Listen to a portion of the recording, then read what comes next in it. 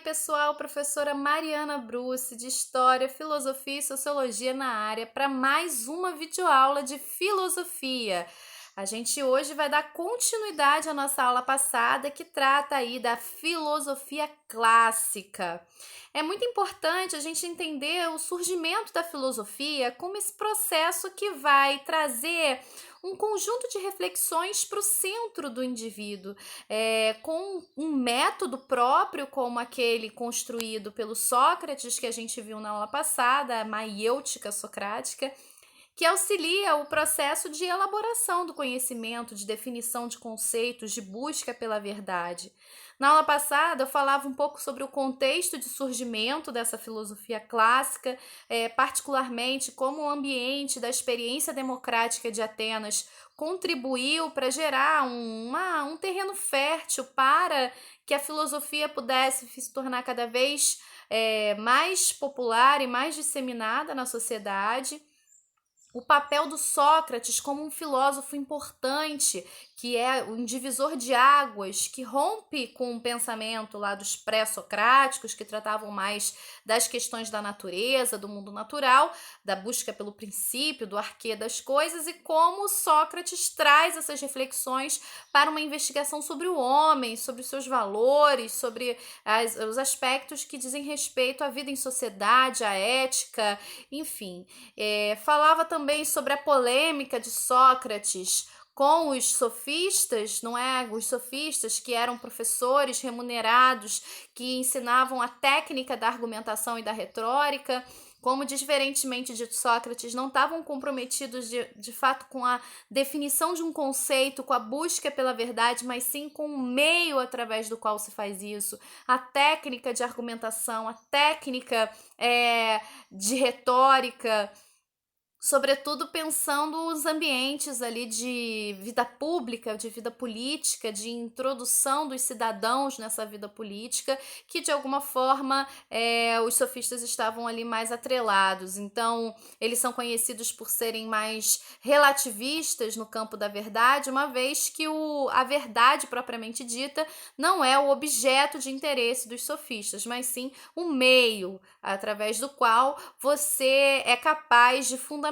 de sustentar as suas hipóteses, de convencer os demais. Diante dessa polêmica toda que está estabelecida, você tem esse período inaugural da filosofia clássica. E Sócrates, eu falava para vocês também na aula passada, como que foi um filósofo que, na verdade, não escreveu sobre os conteúdos que ele desenvolvia, até mesmo porque a verdade não estava nele. Ele era como uma parteira, aquele que auxiliava o processo de parir as ideias através do diálogos ali com seus interlocutores.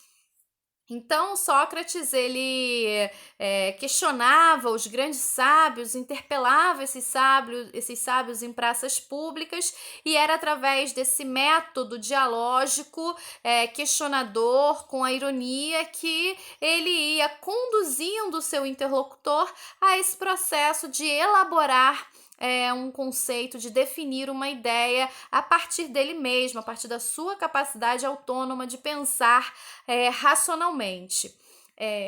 Então, nesses processos de acariação pública, de diálogos, de questionamentos, o Sócrates reuniu em torno deles uma juventude que admirava esse processo. E uma das pessoas que acompanhou vários diálogos de Sócrates nesse processo foi Platão. Platão, que era um dos seguidores, foi um dos responsáveis por escrever esses diálogos, e que, a partir dessa experiência, elabora toda uma teoria que a gente vai se debruçar na aula de hoje, ok? Então, vamos lá.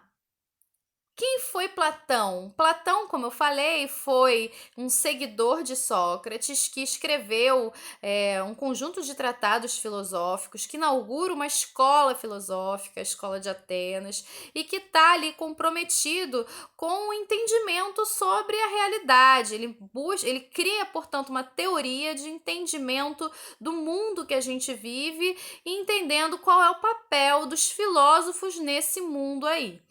E para o Platão, a gente vive, a realidade ela é dual, ou seja, ela tem duas dimensões. Existiria um mundo das ideias, um mundo das ideias que seria um mundo onde a verdade reside, um mundo abstrato, um mundo filosófico, um mundo que é justamente o lugar da perfeição, do bom, do belo, é um mundo que cria o restante das coisas.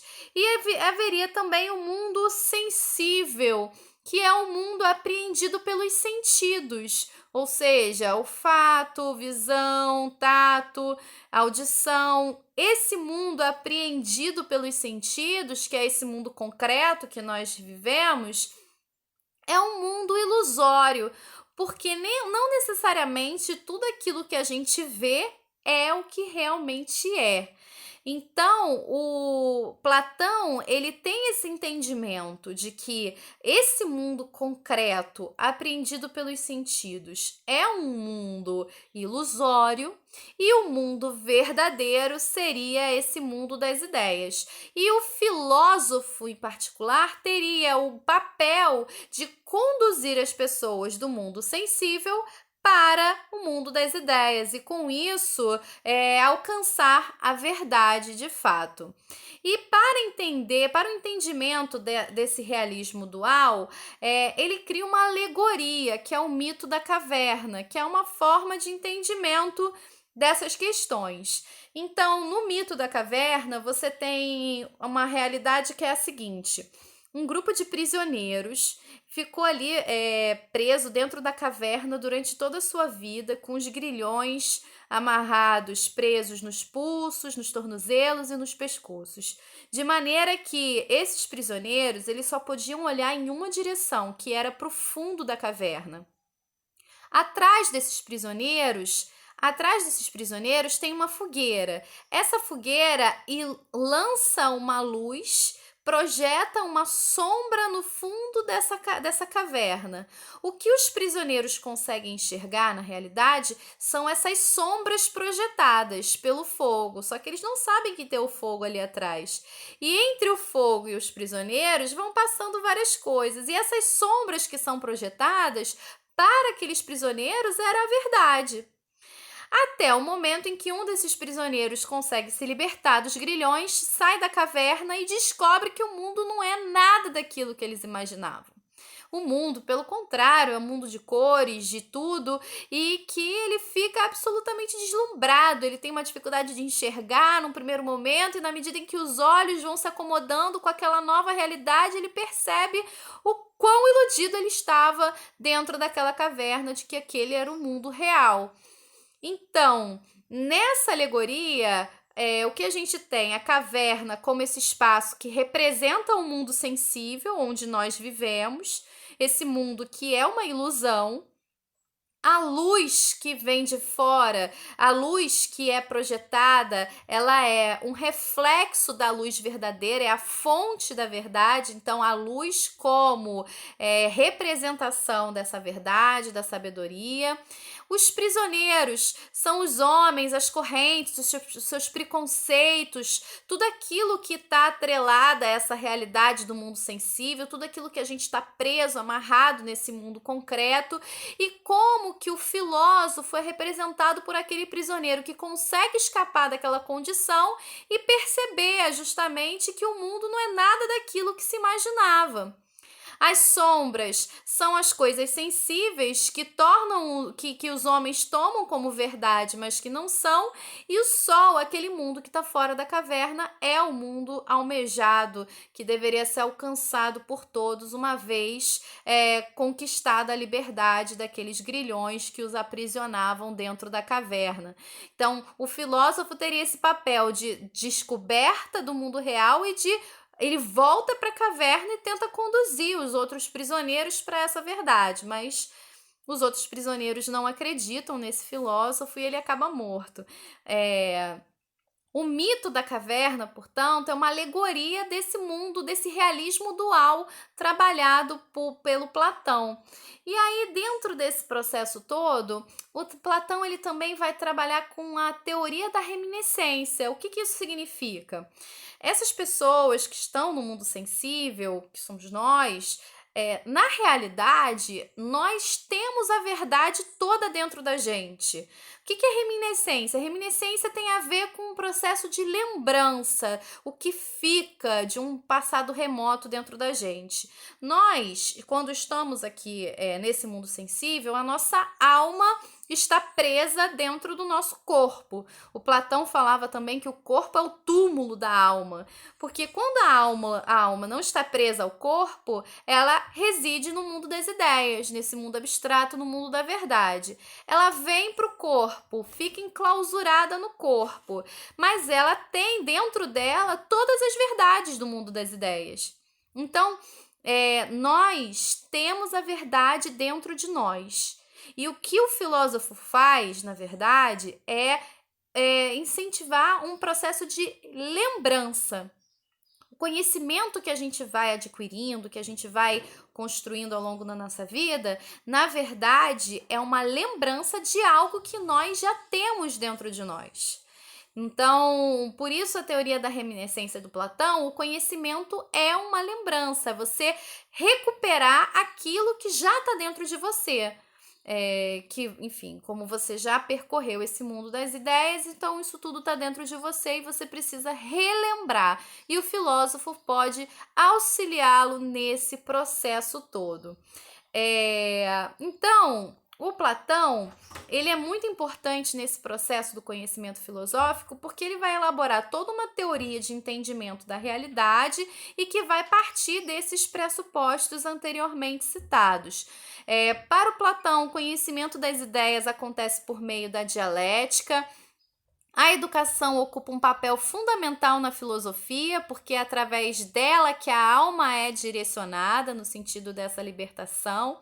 Ele tem uma inspiração em Parmênides, na ideia do perfeito, imutável, imóvel, eterno, da razão, desse mundo das ideias como esse espaço que reside, onde reside todas as verdades, e a verdade, ela no caso não é submetida às mudanças do mundo sensível, ela tem uma outra natureza, e todo esse exercício que se constrói em torno da gente se libertar dos grilhões que nos aprisionam no mundo sensível e conseguirmos alcançar ou chegar próximo dessa verdade abstrata, desse conceito que pré-existe à realidade.